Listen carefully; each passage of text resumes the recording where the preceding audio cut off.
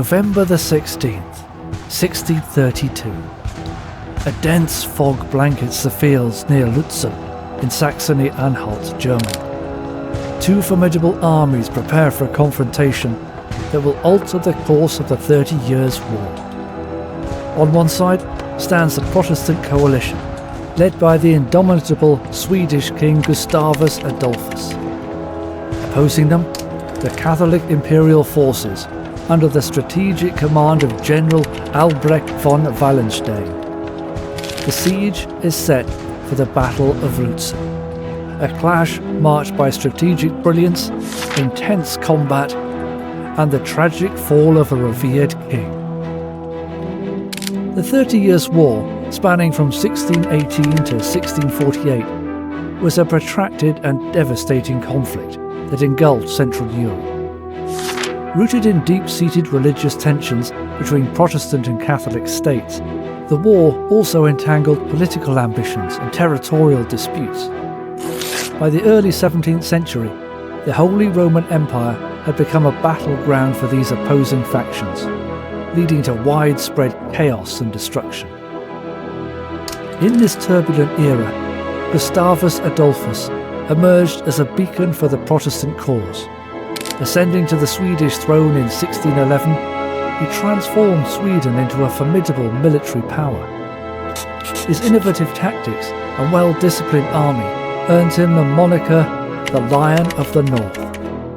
By 1630, recognizing the Protestant plight in Germany and seeking to curb the Habsburg dominance, Gustavus led his forces across the Baltic Sea, marking Sweden's direct intervention into the war. Gustavus's campaign in Germany was marked by a series of decisive victories.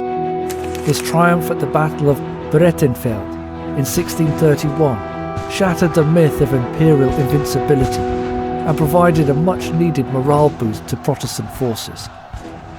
Employing flexible linear formations and emphasizing mobility, Gustavus revolutionized contemporary warfare. His ability to coordinate infantry, cavalry, and artillery operations set a new standards for military strategy. However, success breeds challenges. As Swedish forces pushed deeper into the heart of the Holy Roman Empire, they extended their supply lines precariously. The harsh winter of 1632 exacerbated logistical strains, and once unified Protestant alliances began to show fractures. Sensing an opportunity, the astute General Wallenstein, regrouping his forces, aimed to halt the Swedish advance and reassert imperial authority. Wallenstein, a master tactician, had been recalled by the emperor to counter the Swedish threat. Understanding the strategic significance of Saxony, he positioned his troops near the town of Lützen, fortifying his defences and preparing for a decisive engagement. The convergence of these two military giants on the fog-laden fields of Lützen set the stage for a battle that would resonate through history. On that fateful November day, the air was thick with anticipation and the muffled sounds of preparation. Soldiers tightened their grips on weapons, whispered prayers, and awaited orders. Unbeknownst to them, the events about to unfold would not only determine the immediate outcome of their campaigns, but also leave an indelible mark on the trajectory of European history. The Battle of Lützen was not merely a confrontation of armies, but a clash of ideologies, leadership, and evolving military doctrines. The decisions made and actions taken on this battlefield would ripple through time, influencing the future of nations and the art of war itself. In the aftermath of the Protestant victory at Breitenfeld in 1631, King Gustavus Adolphus of Sweden continued his campaign through the Holy Roman Empire, aiming to weaken Habsburg influence and support Protestant allies. His rapid advances, however, stretched his lines of supply thin and exposed his forces to the harsh Central European winter. Recognizing these vulnerabilities, Imperial General Albrecht von Wallenstein sought to exploit them. Wallenstein, reinstated by Emperor Ferdinand II to counter the Swedish threat, adopted a strategy of attrition. He avoided direct confrontation, instead focusing on disrupting Swedish supply lines and fortifying positions. By late 1632, Wallenstein's forces had established a stronghold near Lützen, a strategic town in Saxony. Believing that the winter conditions would preclude major battles, he dispersed parts of his army to secure winter quarters, sending detachments to various locations, and ordering General Pappenheim to Cologne. This dispersion left his forces temporarily divided. Gustavus Adolphus, seizing the opportunity presented by Wallenstein's divided troops, decided to launch a surprise attack. On November 15, 1632, the Swedish army advanced towards Lützen, aiming to engage the Imperial forces before they could regroup. However, the Swedish vanguard encountered resistance in the Rippach stream, approximately 5 kilometers south of Lützen, where Wallenstein had positioned a rearguard.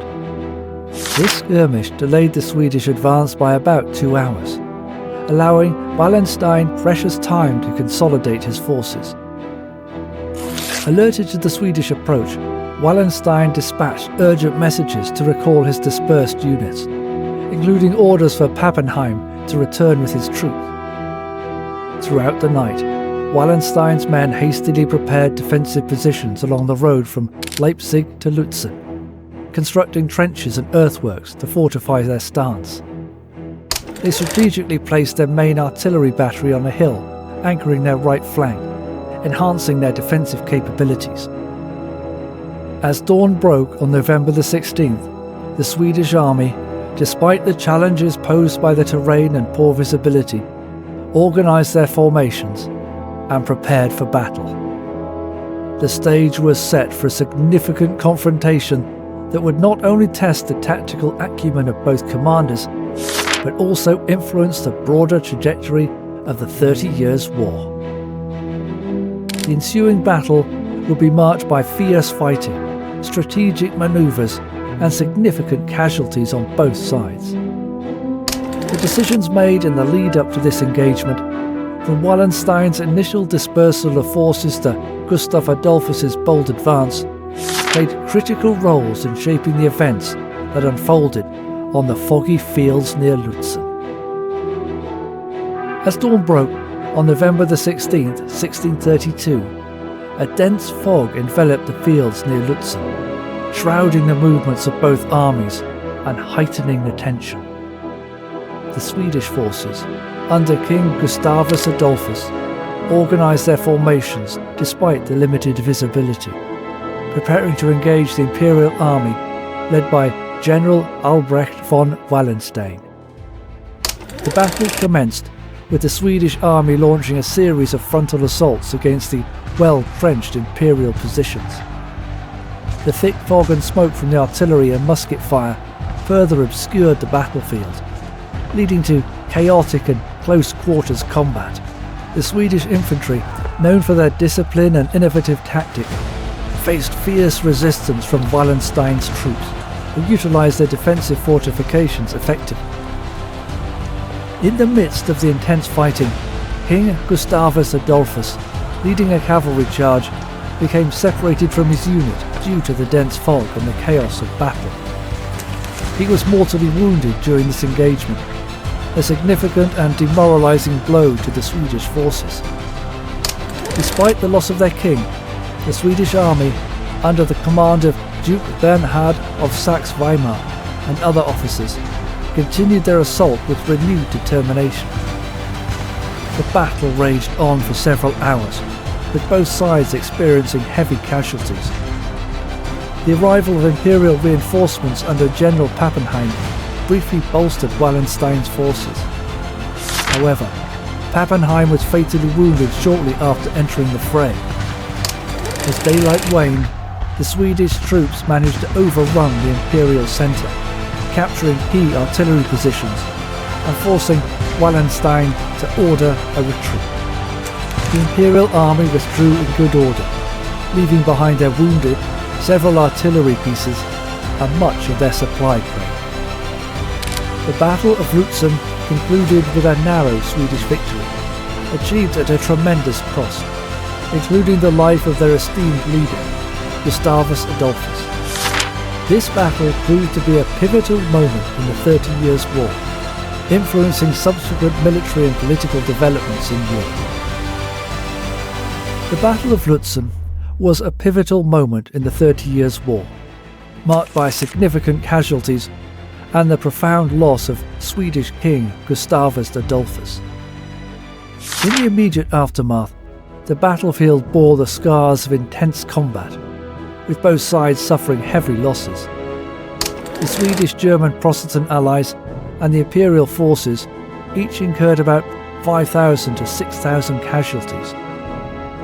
Despite the Swedish forces achieving their primary objective of halting the Imperial advance and compelling General Wallenstein to retreat into Bohemia, the death of Augustus Adolphus cast a long shadow over the victory.